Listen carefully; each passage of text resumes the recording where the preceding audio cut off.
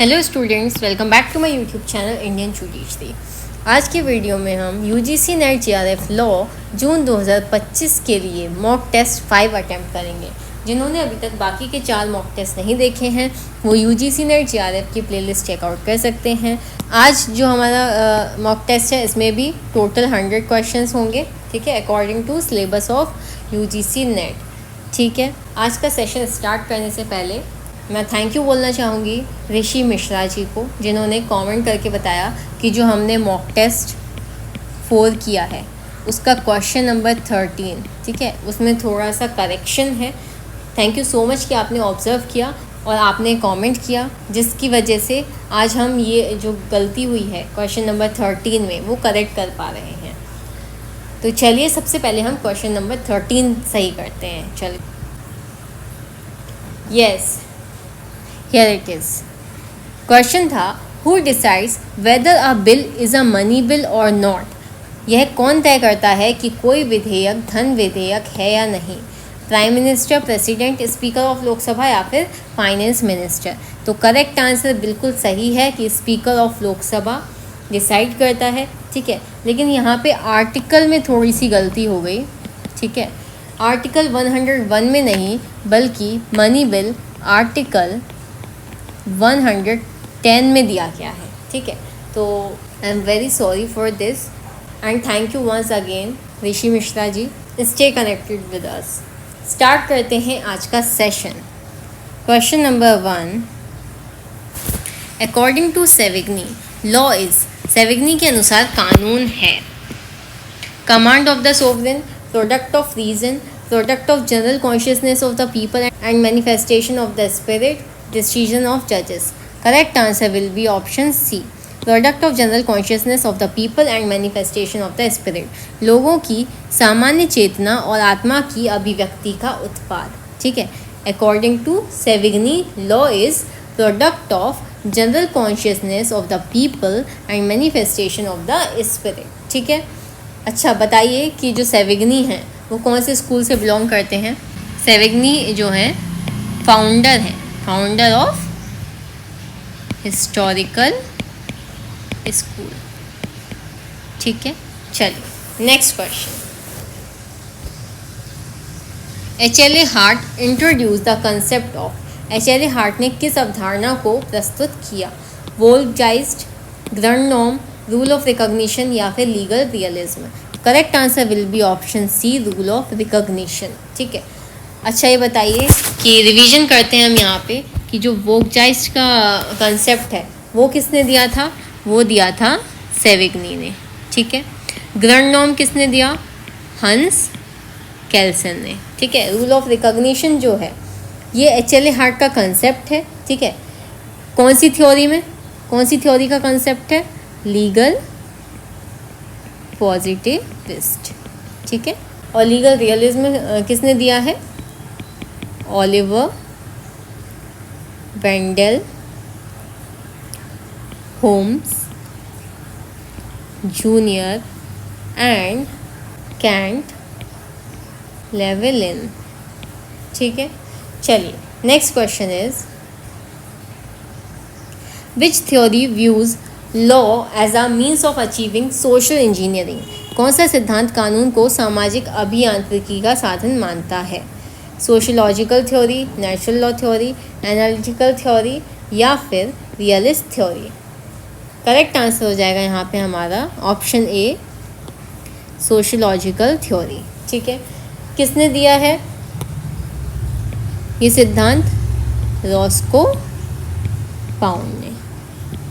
चलिए next question is, legal positivism holds that, कानूनी सकारात्मकता यह मानती है कि law must conform to morality, law is the command of God, law is the command of the sovereign backed by sanction या फिर law evolves with society? Correct answer हो जाएगा यहाँ पे हमारा option C, law is the command of the sovereign backed by sanction. कानून संप्रभु का आदेश है जो दंड द्वारा समर्थित है, ठीक है। अब यहाँ पे जो लीगल पॉजिटिविज्म है, ठीक है, ये थ्योरी किसने दी है? ये थ्योरी दी है एच.एल.ए. हार्ट ने, ठीक है। चलिए next question is, Who among the following jurists is associated with the concept of law as integrity? निम्नलिखित में से कौन से विधिवेत्ता अखंडता के रूप में विधि की अवधारणा से जुड़े हुए हैं? कैल्सन, ऑस्टिन, डॉर्किन या फिर सेविग्नी? करेक्ट आंसर हो जाएगा यहाँ पे हमारा ऑप्शन सी, डॉर्किन। ठीक है, चलिए नेक्स्ट क्वेश्चन देखेंगे। Which school of jurisprudence emphasizes the role of courts in shaping the law? विधि शास्त्र का कौन सा विद्यालय कानून के निर्माण में न्यायालयों की भूमिका पर बल देता है? Analytical school, sociological school, realist school या फिर हिस्टोरिकल स्कूल? करेक्ट आंसर यहाँ पे हमारा हो जाएगा रियलिस्ट स्कूल, यथार्थवादी विद्यालय। ठीक है, चलिए नेक्स्ट क्वेश्चन की तरफ। Who introduced the concept of social solidarity in law? कानून में सामाजिक एकता की अवधारणा किसने प्रस्तुत की? ड्यूगेट, एर्लिच, कैल्सन या फिर पाउंड? करेक्ट आंसर हो जाएगा यहाँ पे हमारा ऑप्शन ए, ड्यूगेट ने। ठीक है, ये जो ड्यूगेट हैं वो कौन से स्कूल से बिलोंग करते हैं? Sociological school. ठीक है, चलिए नेक्स्ट क्वेश्चन देखेंगे। Which theory believes that law should reflect the will of people as expressed through custom and tradition? कौन सा सिद्धांत मानता है कि कानून को लोगों की इच्छा को दर्शाना चाहिए जो प्रथा और परंपरा के माध्यम से व्यक्त होती है? Sociological theory, historical theory, analytical theory या फिर realist theory?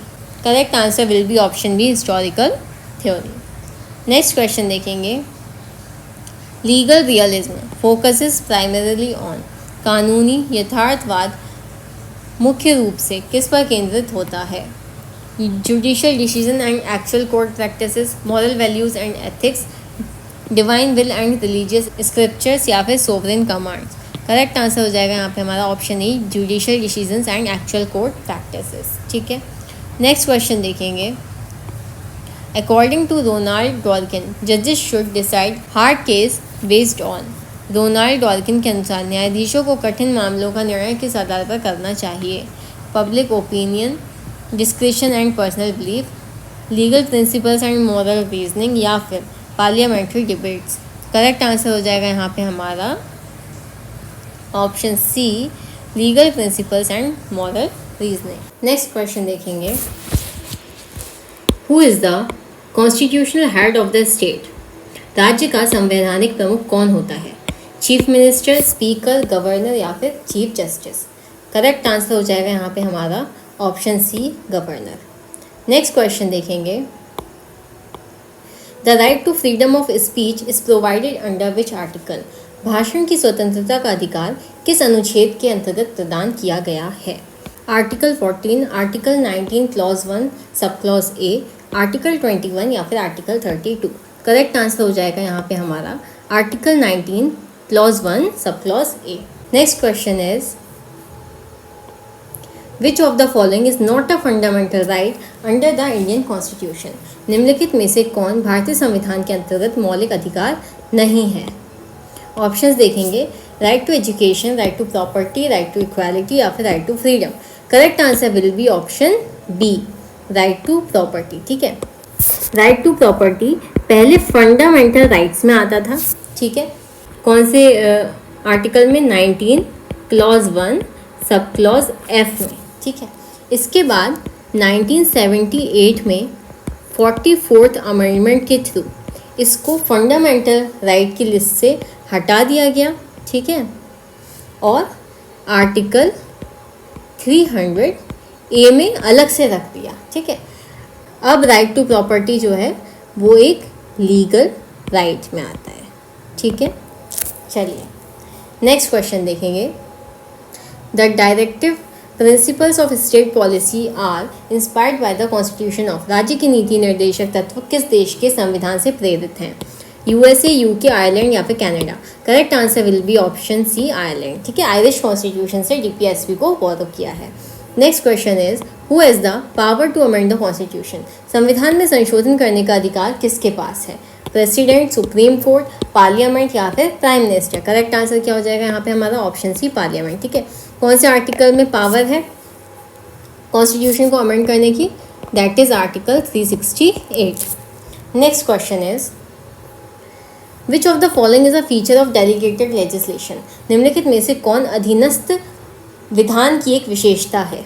Passed by parliament only, made by subordinate authorities, decided by the president, या फिर always approved by supreme court. Correct answer क्या हो जाएगा यहाँ पे? Option B, made by subordinate authorities. ठीक है, डेलीगेटेड लेजिस्लेशन को सबऑर्डिनेट या फिर सेकेंडरी लेजिस्लेशन के नाम से भी जाना जाता है। ठीक है, next question, which of the following is not a principle of natural justice, निम्नलिखित में से कौन प्राकृतिक न्याय का सिद्धांत नहीं है? Nemo judex in causa sua, audi alteram partem, rule of law, या फिर स्पीकिंग ऑर्डर। ठीक है, तो ये एक नेगेटिव क्वेश्चन है, इसको अच्छे से अटेम्प्ट करेंगे। आंसर हो जाएगा यहाँ पे हमारा रूल ऑफ लॉ। ठीक है, next question is mandamus is issued to, mandamus किसे जारी किया जाता है? Private individuals, courts, public officials to perform their duty, या फिर president of India. Correct answer हो जाएगा यहाँ पे हमारा option C, public officials to perform their duty. ठीक है, मैंडमस क्या है? एक प्रकार की रिट है। Next question is which writ is used to quash an illegal order by a lower authority, किस रिट का उपयोग किसी निम्न प्राधिकारी के अवैध आदेश को रद्द करने के लिए किया जाता है? हेबियस कॉर्पस, सर्शियोरारी, प्रोहिबिशन, या फिर मैंडमस। करेक्ट आंसर क्या हो जाएगा? Option B, certiorari. ठीक है, चलिए नेक्स्ट क्वेश्चन देखेंगे। The doctrine of proportionality is mainly applied to, अनुपातिकता का सिद्धांत मुख्यतः किस पर लागू होता है? Civil disputes, administrative discretion and fundamental rights, international treaties, या फिर टैक्सेशन लॉज। करेक्ट आंसर हो जाएगा यहाँ पे हमारा option B, administrative discretion and fundamental rights, प्रशासनिक विवेक और मौलिक अधिकारों पर। चलिए नेक्स्ट क्वेश्चन देखेंगे, question number 21। The Montevideo convention 1933 defines, Montevideo convention 1933 किससे संबंधित है? ऑप्शंस देखेंगे, right to refugees, environmental law, recognition of statehood, या फिर मैरीटाइम बाउंड्रीज। ठीक है, समुद्री सीमाएं। जो मॉन्टेविडियो कन्वेंशन है, ठीक है, ऑफिशियली कन्वेंशन है किस चीज़ का? स्टेट के राइट्स और ड्यूटीज़ का। ठीक है, स्टेट के राइट्स एंड ड्यूटीज़ का। ठीक है, ये जो मॉन्टेविडियो ट्रीटी है ये डिफाइन करती है क्राइटेरिया फॉर स्टेटहुड। ठीक है, किसी क्षेत्र को राज्य घोषित करने के लिए क्या क्या क्राइटेरिया होने चाहिए। इस ट्रीटी में 4 की रिक्वायरमेंट्स हैं। ठीक है, कौन कौन सी 4 रिक्वायरमेंट्स हैं जो किसी पॉलिटिकल एंटिटी को यानी कि राजनीतिक इकाई को एज अ स्टेट रिकॉग्नाइज करती हैं। ठीक है, पहला, परमानेंट पॉपुलेशन, परमानेंट पॉपुलेशन। ठीक है, एक स्थायी जनसंख्या होनी चाहिए। दूसरा, डिफाइंड टेरिटरी। ठीक है, एक परिभाषित क्षेत्र होना चाहिए। तीसरा, अ गवर्नमेंट, एक सरकार होनी चाहिए।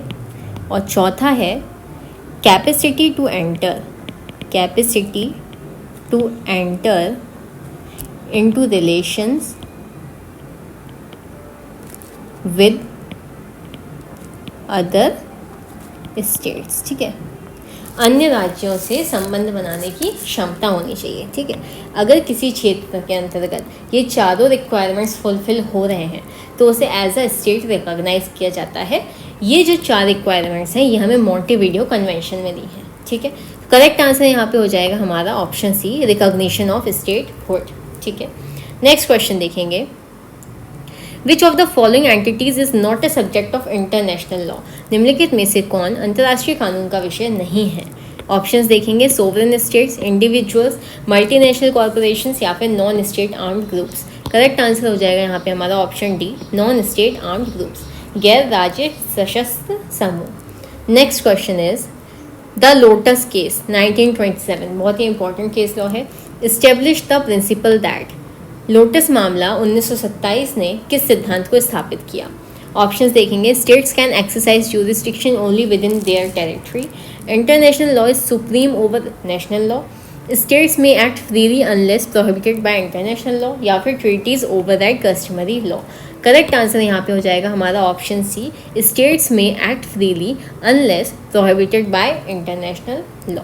ठीक है, जो लोटस केस है इसको लोटस प्रिंसिपल के नाम से भी जाना जाता है। ठीक है, और ये जो प्रिंसिपल है ये इंटरनेशनल लॉ की नींव है। ठीक है, चलिए नेक्स्ट क्वेश्चन देखेंगे।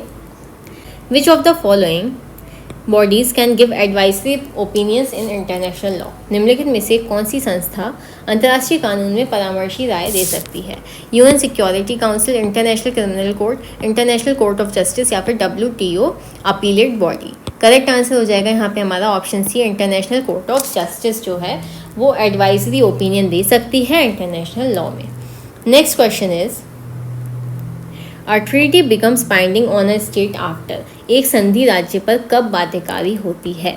When it is drafted, when it is signed, when it is ratified, या फिर when it is published. Correct answer हो जाएगा यहाँ पे हमारा व्हेन इट इज रेटिफाइड। ठीक है, जब उस संधि की पुष्टि हो जाती है। ठीक है, चलिए नेक्स्ट क्वेश्चन देखेंगे। Which of the following conventions primarily deals with the protection of civilians during armed conflict? निम्नलिखित में से कौन सा कन्वेंशन सशस्त्र संघर्ष के दौरान नागरिकों की सुरक्षा से मुख्य रूप से संबंधित है? Geneva convention 1, Geneva convention 2, Geneva convention 3 और जेनेवा कन्वेंशन 4। करेक्ट आंसर हो जाएगा यहाँ पे हमारा ऑप्शन डी, जेनेवा कन्वेंशन 4। ठीक है, ये कन्वेंशन कब हुआ था? ये कन्वेंशन हुआ था 12 अगस्त 1949। ठीक है, चलिए next question is the term hors de combat refers to. Hors de combat शब्द का अर्थ है civilians caught in a conflict, combatants ready for war, fighters who are no longer participating in hostilities, या फिर आर्म्ड वॉलंटियर्स। करेक्ट आंसर हो जाएगा यहाँ पे हमारा option C, fighters who are no longer participating in hostilities, जो अब लड़ाई में भाग नहीं ले रहे हैं। ठीक है, ये जो हॉर द कॉम्बैट है, ये जो वर्ड है ये फ्रेंच वर्ड है। ठीक है, इसका मतलब होता है आउट ऑफ कॉम्बैट। ठीक है, लड़ाई से बाहर या फिर no longer able to fight. ठीक है, अब लड़ने के लिए सक्षम नहीं है। Next question is which principle in IHL prohibits the use of weapons that cause unnecessary suffering?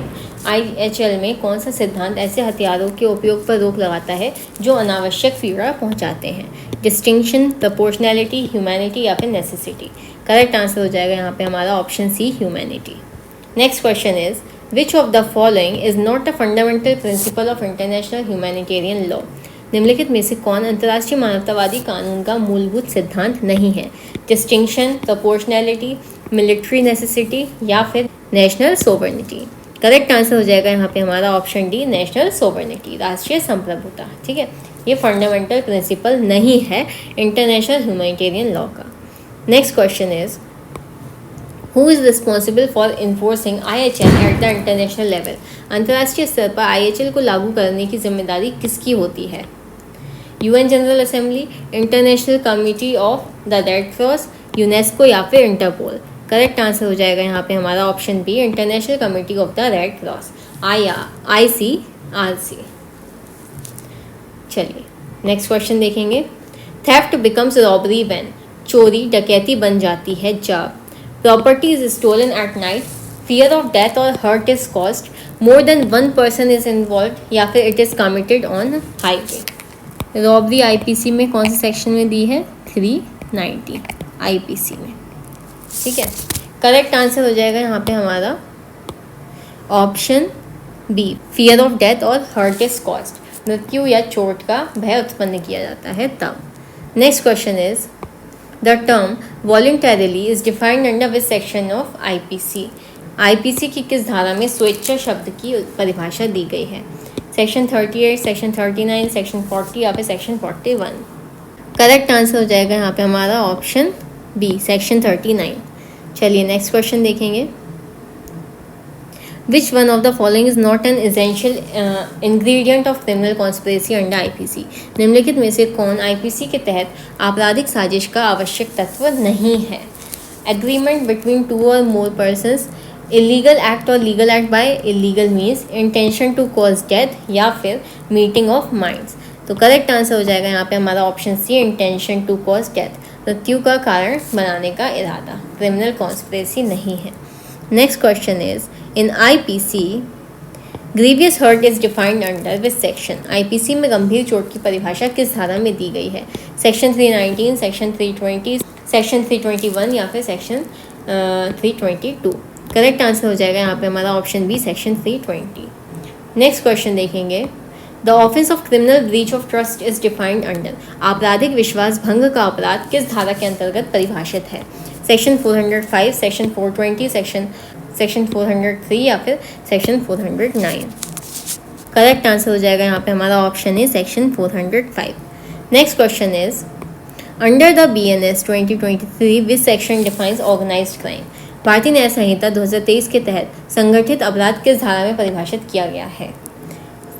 Section 103, section 111, section 113 या फिर सेक्शन 115। करेक्ट आंसर हो जाएगा यहाँ पे हमारा सेक्शन 111। ठीक है, सेक्शन 111 में ऑर्गेनाइज्ड क्राइम दिया है। Next question is in BNS 2023 which offence replaces the term sedition from IPC. BNS 2023 में आईपीसी के देशद्रोह शब्द की जगह किस अपराध ने ले ली है? ऑप्शंस देखेंगे, act endangering sovereignty, utility and integrity of India, anti national activities, disaffection against government या फिर अनलॉफुल प्रोपोगंडा। करेक्ट आंसर हो जाएगा यहाँ पे हमारा option A, act endangering sovereignty, utility and integrity of India. Next question is which of the following is a new offence introduced under BNS 2023। निम्नलिखित में से कौन सा अपराध BNS 2023 के तहत नया जोड़ा गया है? Adultery, mob lynching, attempt to suicide या फिर डाउरी डेथ। करेक्ट आंसर हो जाएगा यहाँ पे हमारा option B, mob lynching. Next question is section 304 of BNS deals with which of the following. BNS की धारा 304 किससे संबंधित है? मर्डर, स्नैचिंग, सेक्सुअल असॉल्ट या फिर grievous hurt. Correct answer is option B, snatching. Next question is under BNS 2023 community service is introduced as a punishment for. BNS 2023 के तहत सामुदायिक सेवा को दंड के रूप में किस अपराध के लिए जोड़ा गया है? पेटी ऑफेंसेस, होमिसाइड, रॉबरी या फिर किडनैपिंग। करेक्ट आंसर हो जाएगा यहाँ पे हमारा ऑप्शन ए, पेटी ऑफेंसेस। नेक्स्ट क्वेश्चन देखेंगे, question number 41, which of the following is a valid defence in an action for tort. निम्नलिखित में से कौन टॉर्ट के मुकदमे में एक वैध प्रतिरक्षा है? Mistake of fact, inevitable accident, ignorance of law या फिर मोटिव। करेक्ट आंसर यहाँ पे हमारा हो जाएगा ऑप्शन बी, इनवाइटेबल एक्सीडेंट, अनिवार्य दुर्घटना। ठीक है, नेक्स्ट क्वेश्चन देखेंगे, in tort law res ipsa loquitur means. Tort law में रेस इप्सा लोकेटर का अर्थ है, रेस इप्सा लोकेटर एक लीगल मैक्सिम है। ऑप्शंस देखेंगे, the things speaks for itself, let the buyer beware, let the master answer, or wrong against society. Correct answer यहाँ पे हो जाएगा हमारा option A, the thing speaks for itself, वस्तु स्वयं बोलती है। नेक्स्ट क्वेश्चन देखेंगे, which of the following is not a tort. निम्नलिखित में से कौन टॉर्ट नहीं है? Nuisance, trespass, breach of contract या फिर डेफमेशन। करेक्ट आंसर यहाँ पे हमारा हो जाएगा option C, breach of contract. Next question is the rule in Rylands versus Fletcher applies when there is. Rylands versus Fletcher का नियम तब लागू होता है जब an act of God, strict liability for escape of dangerous things, consent of parties या फिर negligent misstatement. Correct answer यहाँ पे हो जाएगा option B, strict liability for escape of dangerous things, खतरनाक चीज़ों के निकलने पर सख्त दायित्व। Next question is under the consumer protection act 2019 who is a consumer. उपभोक्ता संरक्षण अधिनियम 2019 के अंतर्गत उपभोक्ता कौन है? ऑप्शंस देखेंगे, any person who buys goods for resale, any person who avail services for free, any person who buys goods or avail services for consideration, any person using goods without knowledge of the seller। Correct answer हो जाएगा यहाँ पे option C, any person who buys goods और avail services for consideration, कोई व्यक्ति जो माल खरीदता है या फिर माल का या सेवाओं का लाभ उठाता है। Next question is What is the maximum pecuniary jurisdiction of the State Consumer Disputes Redressal Commission? State commission के लिए पूछ रहा है। राज्य उपभोक्ता विवाद निवारण आयोग राज्य आयोग की अधिकतम मौद्रिक क्षेत्राधिकार सीमा क्या है? Up to 50 lakh rupees 2 crore to 10 crore, up to 50 lakh to 2 crore या फिर अबव 2 करोड़। करेक्ट आंसर हो जाएगा यहाँ पे हमारा option C, up to ₹50 lakh to ₹2 crore. Next question is Under the Motor Vehicle Act, what is the minimum amount of compensation for death under no fault liability? Section 140। Motor वाहन अधिनियम की धारा 140 के तहत बिना दोष के देयता में मृत्यु के लिए न्यूनतम मुआवजा कितना है? ₹25,000, ₹50,000, ₹1 लाख या फिर ₹5 लाख। करेक्ट आंसर हो जाएगा ₹50,000। ठीक है, लेकिन जब बात हो परमानेंट डिसेबिलिटी की तब मुआवजा कितना हो जाएगा? ₹25,000। ठीक है, डेथ के केस में 50,000 और परमानेंट डिसेबिलिटी के केस में ₹25,000। Next question is third party insurance under the motor vehicle act is required for. Motor वाहन अधिनियम के अंतर्गत थर्ड पार्टी बीमा अनिवार्य है। Only for transport vehicles, only for private vehicles, all Motors vehicles used in the public place और only when carrying passengers।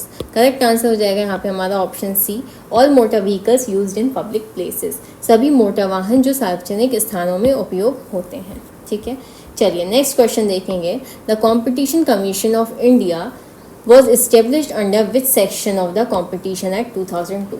भारतीय प्रतिस्पर्धा आयोग CCI की स्थापना प्रतिस्पर्धा अधिनियम 2002 की किस धारा के अंतर्गत की गई थी? सेक्शन 3, सेक्शन 7, सेक्शन 18 या फिर section 25। Correct answer will be option B, section 7।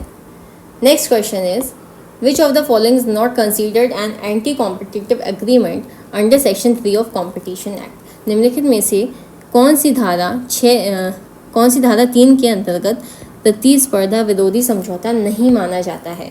Tie in arrangements, exclusive supply agreements, resale price maintenance या फिर joint ventures that increase efficiency. Correct answer हो जाएगा यहाँ पे हमारा option D, joint ventures that increase efficiency, ऐसी संयुक्त परियोजनाएं जो दक्षता बढ़ाती हैं। चलिए नेक्स्ट क्वेश्चन की तरफ। An agreement made without consideration is, प्रतिफल के बिना किया गया एक समझौता है वैलिड, वॉइड, इन्फोर्सिएबल या फिर इलीगल। करेक्ट आंसर हो जाएगा यहाँ पे हमारा ऑप्शन बी, वॉइड, शून्य। ठीक है, नेक्स्ट क्वेश्चन देखेंगे।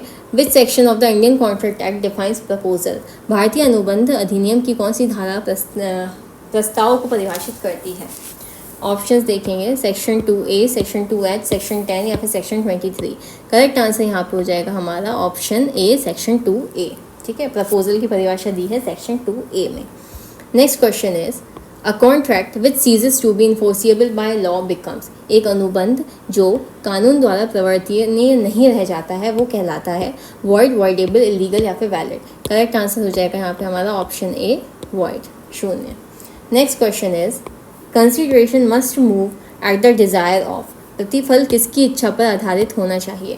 The promisor, the promisee and any third party या फिर द कोर्ट। करेक्ट आंसर हो जाएगा यहाँ पे हमारा option A, the promisor. Next question is under the sale of goods act when does the party in goods pass to the buyer. वस्तुओं की विक्रय अधिनियम के अंतर्गत वस्तुओं का स्वामित्व खरीदार को कब स्थानांतरित होता है? At the time of delivery, at the time of payment, when parties intend to it pass या फिर when the goods are inspected.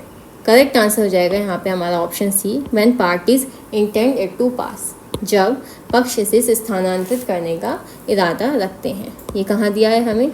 Section 19 में। नेक्स्ट क्वेश्चन देखेंगे। In a sale the ownership of goods is transferred. एक विक्रय में वस्तुओं का स्वामित्व स्थानांतरित होता है immediately after inspection from seller to buyer for a price या फिर on delivery only. Correct answer will be option C, from seller to buyer for a price, विक्रेता से खरीदार को एक मूल्य के लिए। चलिए नेक्स्ट क्वेश्चन देखेंगे। What is the minimum number of partners required to form an LLP under the LLP act, limited liability partnership act. LLP अधिनियम 2008 के अंतर्गत एक सीमित दायित्व साझेदारी बनाने के लिए न्यूनतम कितने साझेदारों की आवश्यकता होती है? 1, 2, 5, 7। करेक्ट आंसर हो जाएगा यहाँ पे हमारा ऑप्शन बी 2। ठीक है, मिनिमम कितने साझेदारों की आवश्यकता होती है? मिनिमम 2 साझेदारों की आवश्यकता होती है। नेक्स्ट क्वेश्चन देखेंगे, what is the maximum punishment for dishonour of cheque under section 138 of the NI act. NI अधिनियम की धारा 138 के अंतर्गत चेक अनादृत होने पर अधिकतम सजा क्या है? 6 month imprisonment, 1 year imprisonment, 2 years imprisonment या फिर 3 ईयर्स इम्प्रिजनमेंट। करेक्ट आंसर हो जाएगा यहाँ पे हमारा 2 ईयर्स इम्प्रिजनमेंट। ठीक है, 2 वर्ष की कैद हो सकती है। ठीक है, या जो फाइन होगा वो डबल द चेक अमाउंट होगा। ठीक है, चेक अमाउंट से दुगना या फिर बोथ। ठीक है, चलिए नेक्स्ट क्वेश्चन देखेंगे, who is responsible for maintaining the books of accounts in a company. Company में लेखा पुस्तकों को संधारित करने की जिम्मेदारी किसकी होती है? Registrar of companies, chief financial officer, board of directors या फिर कंपनी सेक्रेटरी। करेक्ट आंसर हो जाएगा यहाँ पे हमारा option C, board of directors. Next question देखेंगे, the maximum number of directors in a public company without special resolution is. किसी सार्वजनिक कंपनी में निदेशकों की अधिकतम संख्या विशेष प्रस्ताव के बिना कितनी हो सकती है? 10, 12, 15 या फिर 20। करेक्ट आंसर हो जाएगा यहाँ पे हमारा ऑप्शन सी, 15। ठीक है, और अगर हम बात करें मिनिमम कितनी हो सकती है डायरेक्टर्स की संख्या, तो वो हो जाएगी 3। नेक्स्ट क्वेश्चन देखेंगे, who can adopt under the Hindu adoption and maintenance act 1956। Hindu दत्तक ग्रहण और भरण पोषण अधिनियम 1956 के तहत कौन दत्तक ले सकता है? Any person above 18, only married man, a Hindu male और female capable of giving and taking in adoption, या फिर only childless couples. Correct answer हो जाएगा यहाँ पे हमारा option C, a Hindu male और female capable of giving and taking in adoption. ऐसा हिंदू पुरुष या महिला जो दत्तक देने और लेने में सक्षम हो। Next question is, the concept of coparcenary property exist under. सहभागिता संपत्ति की अवधारणा किसके अंतर्गत आती है? Muslim law, Hindu succession act, Indian succession act या फिर transfer of property act. Correct answer हो जाएगा यहाँ पे option B, Hindu succession act. Next question is, a daughter is a coparcener in Hindu law due to which amendment. Hindu कानून में बेटी को सहभाजक किस संशोधन के कारण माना गया है? अमेंडमेंट ऑफ 2002, अमेंडमेंट ऑफ 2005, 2010 या फिर 1994। करेक्ट आंसर हो जाएगा यहाँ पे हमारा option B, amendment of 2005। Next question देखेंगे, under Hindu succession act 1956 who is a class 1 heir. Hindu उत्तराधिकार अधिनियम 1956 के अनुसार क्लास 1 उत्तराधिकारी कौन होता है? ब्रदर, सिस्टर, डॉटर या फिर अंकल। करेक्ट आंसर हो जाएगा यहाँ पे हमारा option C, daughter. Next question is, a Hindu wife can claim maintenance under. एक हिंदू पत्नी भरण पोषण का दावा कर सकती है Hindu marriage act 1955, Hindu adoption and maintenance act 1956, code of criminal procedure या फिर ऑल ऑफ दी अबव। तो करेक्ट आंसर हो जाएगा यहाँ पे हमारा option D, all of the above. ठीक है, हिंदू मैरिज एक्ट में कौन से सेक्शन में है? Section 25। Hindu adoption and maintenance act के सेक्शन 18 के अकॉर्डिंग और CRPC में सेक्शन 125 के अकॉर्डिंग। ठीक है, अब CRPC की जगह आ गया है भारतीय नागरिक सुरक्षा संहिता। ठीक है, तो इसके सेक्शन 144 ठीक है के अंतर्गत मेंटेनेंस क्लेम कर सकती है a Hindu wife. Next question is, the minimum age for marriage under Muslim law is. Muslim कानून के अंतर्गत विवाह की न्यूनतम आयु है 18 for boys, 16 for girls, puberty 21 for boys, 18 for girls, 16 for boys, 14 for girls. Correct answer है यहाँ पे हमारा option B, puberty. Next question is, mahr in Muslim marriage is. Muslim विवाह में महर होता है voluntary gift, punishment, mandatory obligation या फिर चैरिटी। करेक्ट आंसर हो जाएगा ऑप्शन सी, मैंडेटरी ऑब्लिगेशन, अनिवार्य दायित्व। Next question is, what is the term for divorce initiated by husband in Muslim law. Muslim कानून में पति द्वारा शुरू किया गया तलाक किसे कहा जाता है? तलाक, मुबादत या फिर खुला या फिर फस्क। ठीक है। तो जो मुस्लिम मेल्स लेते हैं तलाक, ठीक है, डाइवोर्स, तो उसको बोला जाता है तलाक, ठीक है। बात करें मुबारत की, तो जो मुबारत होता है वो दोनों की कंसेंट से होता है तलाक, ठीक है। जो खुला होता है वो वाइफ इनिशिएट करती है, और फर्स्ट जो होता है वो अकॉर्डिंग टू जुडिशियल प्रोसीडिंग होता है, ठीक है। नेक्स्ट क्वेश्चन देखेंगे। A Muslim woman can seek divorce through. A Muslim महिला तलाक प्राप्त कर सकती है तलाक के तफवीज़, खुला, लियान या फिर all of the above. Correct answer हो जाएगा यहाँ पे हमारा option D, all of the above, ठीक है। ये सभी प्रकार के जो तलाक हैं वो मुस्लिम महिला द्वारा लिए जा सकते हैं, ठीक है। अब देखिए तलाक के तफवीज़ में क्या होता है, इसमें हस्बैंड अपनी वाइफ को ये राइट देता है कि वो अपने हस्बैंड की साइड से डाइवोर्स ले सकती है। खुला क्या होता है, खुला जो है वो वाइफ इनिशिएट करती है डाइवोर्स को, ठीक है, और क्या देती है, महर, ठीक है, महर वापस करती है। Next is Lian. लियान में क्या होता है, वाइफ के द्वारा इनिशिएट किया जाता है तब जब हस्बैंड उसकी वाइफ के ऊपर फॉल्स एडल्ट्री चार्जेस लगाता है, ठीक है, व्यभिचार का चार्ज लगाता है, झूठा आरोप, ठीक है। Next question is under Muslim law which of the following is a valid form of divorce initiated by the wife. Muslim कानून के तहत निम्नलिखित में से कौन सा पत्नी द्वारा शुरू किया गया तलाक का वैध रूप है। तलाक ए किनाया, तलाक मुबारत या फिर खुला। तो करेक्ट आंसर यहाँ पे हो जाएगा हमारा ऑप्शन डी, खुला, ठीक है। तलाक ए किनाया क्या होता है, इसमें तलाक के इंटेंशन को एक्सप्रेस करने के लिए अप्रत्यक्ष या फिर अस्पष्ट भाषा का प्रयोग किया जाता है, ठीक है। इनडायरेक्टली या फिर अनक्लियरली बोला जाता है कि उन्हें डाइवोर्स लेना है। डायरेक्ट नहीं बोला जाता कि मैं तुम्हें तलाक देता हूँ, इसकी बजाय इनडायरेक्टली वर्ड्स यूज़ किए जाते हैं। ये एक तरफा तलाक होता है जिसका अर्थ है कि पति बिना किसी आधिकारिक प्रक्रिया या मध्यस्थता के एक तरफा तलाक की घोषणा करता है, ठीक है। किस तरीके के वर्ड्स यूज़ होते हैं, जैसे मैं तुम्हें आज़ाद करता हूँ, तुम मुझसे अलग हो गई हो, ठीक है। तो ये इनडायरेक्टली और अनक्लियर लैंग्वेज यूज़ होती है इस तलाक में, ठीक है। अब जो तलाक है वो डायरेक्टली हस्बैंड के द्वारा इनिशिएट होता है। मुबारत जो है वो दोनों की कंसेंट से होता है, ठीक है, और खुला वाइफ के द्वारा स्टार्ट किया जाता है। चलिए नेक्स्ट क्वेश्चन देखेंगे। The water prevention and control of pollution act 1974 deals with. जल प्रदूषण की रोकथाम और नियंत्रण अधिनियम 1974 किससे संबंधित है। Protection of water resources, regulation of water transport, prevention of water pollution या फिर management of water supply. Correct answer हो जाएगा यहाँ पे हमारा option C, prevention of water pollution, जल प्रदूषण की रोकथाम, ठीक है। चलिए नेक्स्ट क्वेश्चन देखेंगे। The national green tribunal was established in India in which year. राष्ट्रीय हरित न्याय अधिकरण भारत में किस वर्ष स्थापित किया गया था। 2005, 2010, 2015 या फिर 2000। करेक्ट आंसर हो जाएगा यहाँ पे हमारा ऑप्शन बी, 2010, ठीक है। क्या डेट थी, 18 अक्टूबर 2010। चलिए नेक्स्ट क्वेश्चन देखेंगे। The main objective of the forest conservation act 1980 is to. वन संरक्षण अधिनियम 1980 का मुख्य उद्देश्य है protect forest from illegal cutting, regulate forest based industries, promote afforestation, all of the above. Correct answer हो जाएगा यहाँ पे हमारा option A, protect forest from illegal cutting, अवैध कटाई से वन की रक्षा करना।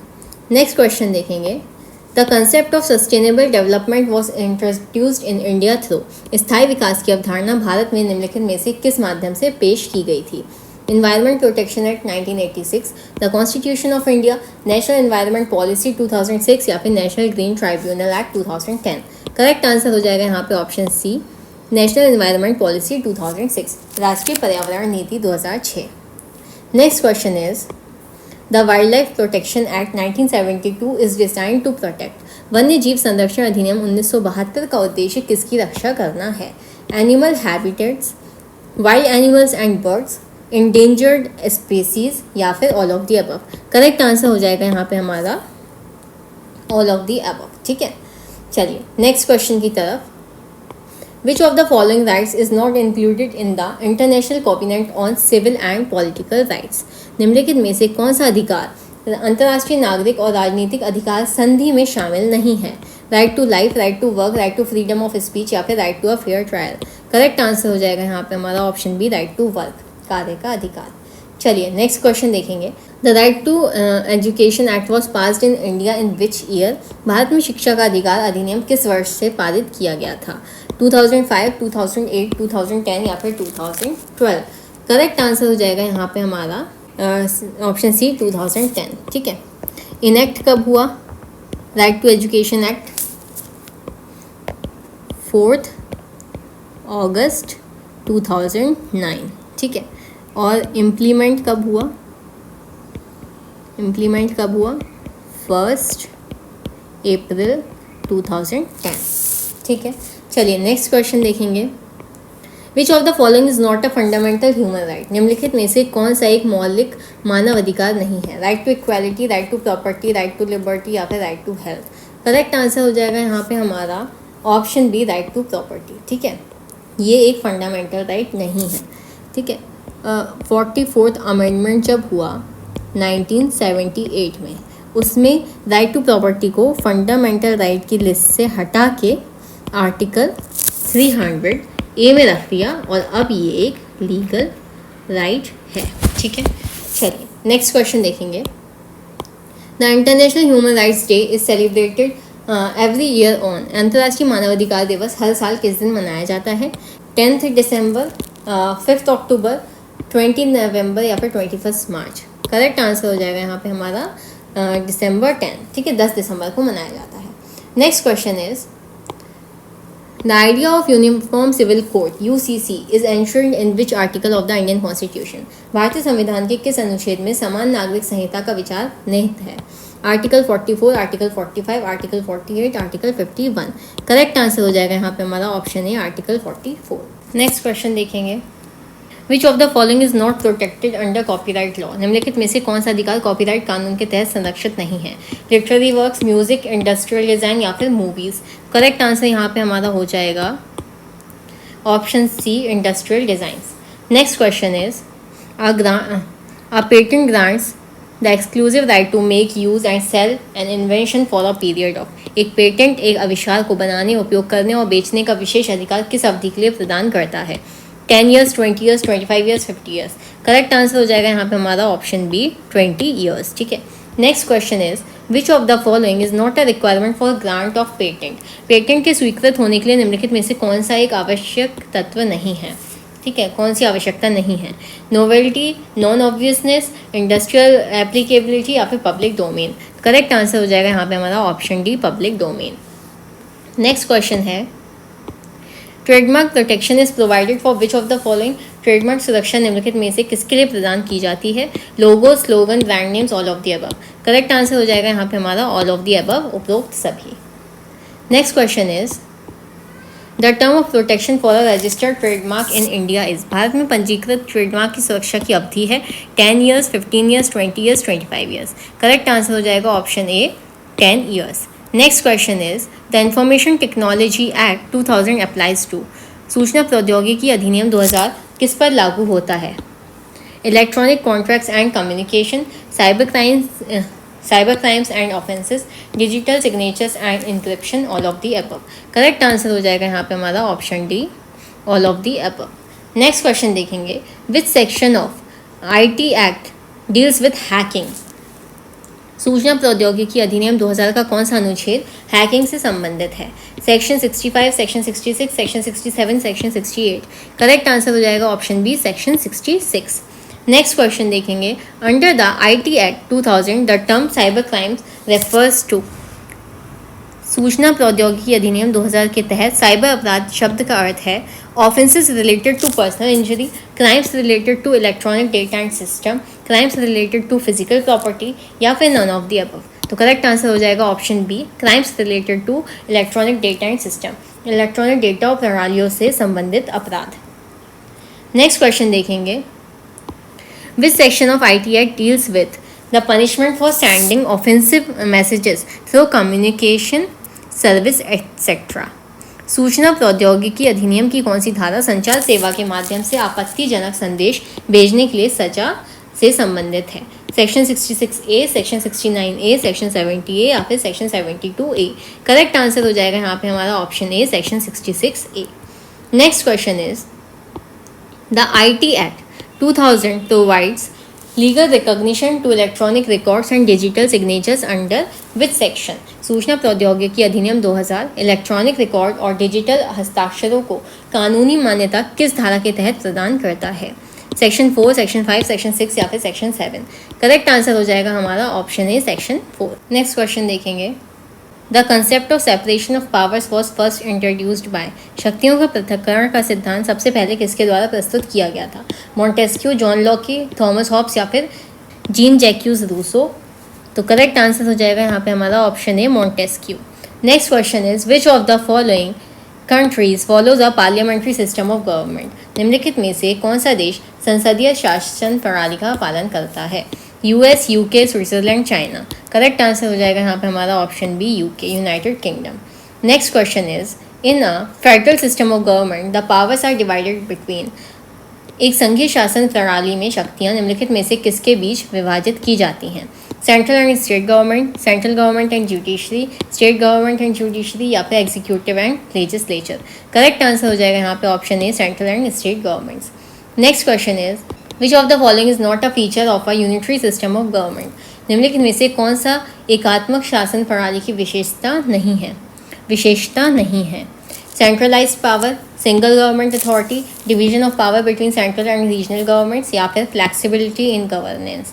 करेक्ट आंसर हो जाएगा यहाँ पे हमारा option C, division of powers between central and regional governments.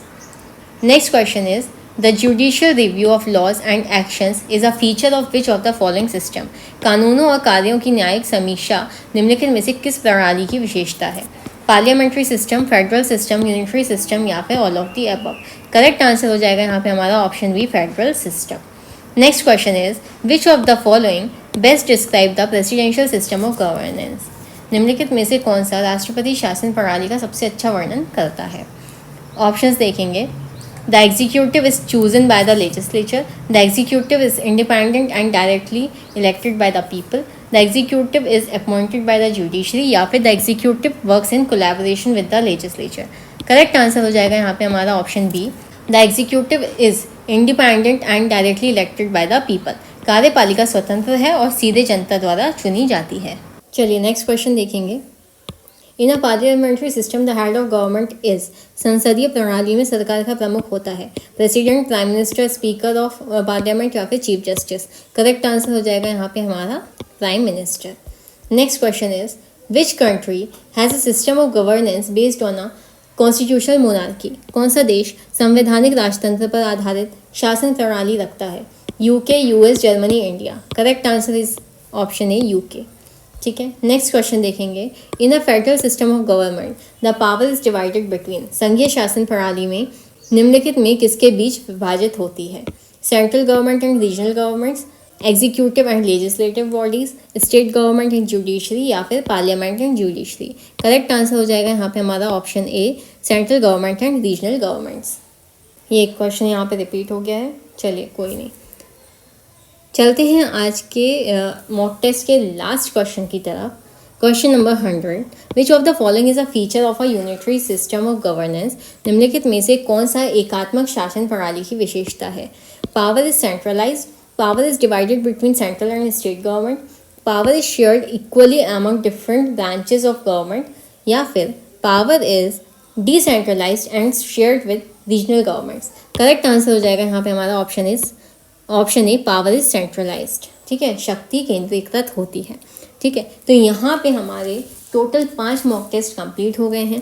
जिन्होंने अभी तक बाकी के मॉक टेस्ट नहीं अटैम्प्ट किए हैं वो सिंसियरली जाके अटैम्प्ट करिए। ठीक है, और अभी तक जो हमारे क्वेश्चंस का लेवल था वो इजी टू मॉडरेट था, लेकिन अब हम मॉक टेस्ट 6 से मॉडरेट टू हार्ड की तरफ ट्रांसफ़र करेंगे अपनी प्रिपरेशन को और भी ज़्यादा इन्हांस करने के लिए। तो जल्दी से चैनल को सब्सक्राइब कर दीजिए, अपने फ्रेंड्स के साथ शेयर कर दीजिए और वीडियो को लास्ट तक देखने के लिए थैंक यू फॉर वॉचिंग।